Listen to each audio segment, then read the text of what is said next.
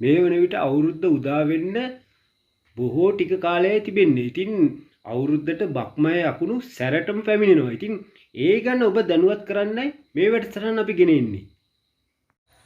සියලු දෙනාටම සුබ දවසක්. ඉතින් අද මේ වැඩසටහන ඔබව දැනුවත් කරන්නේ අකුණු පිළිබඳව.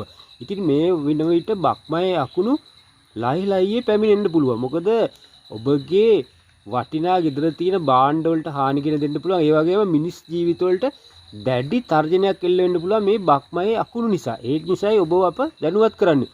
ඉතින් අපි බලමු මොකද්ද මේ බක්මයේ අකුණක් කියන්නේ කියලා. ඉතින් මේ බක්මයේ අකුණු තිරස් ආකාරයට කෝ සිරස් ආකාරයට ඔබේ ශරීරය වෙත ළඟා වෙන්න පුළුවන්. ඉතින් මොන ආකාරයට මේ බක්මයේ අකුණු ආවත් ඔබගේ ජීවිත වලට දැඩි තර්ජනයක් එල්ල වෙනවා. ඉතින් අපි කොහොමද මේ බක්මයේ අකුණු වලින් වැළකෙන්නේ?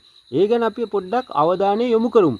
ඉතින් ඔබ හිතනවා ඔබට අකුණු ගහන විට ඔබ ටීවී එක දාගෙන රූපවාහිනිය දාගෙන බලනවා. නමුත් ඔබ හිතනවා ටිප් ස්විච් එකෙන් ඕෆ් වෙයි කියලා. නමුත් බක්මයේ අකුණක් පැමිණුණොත් ටිප් ස්විච් එකෙන් ඕෆ් වෙන්නේ නැහැ.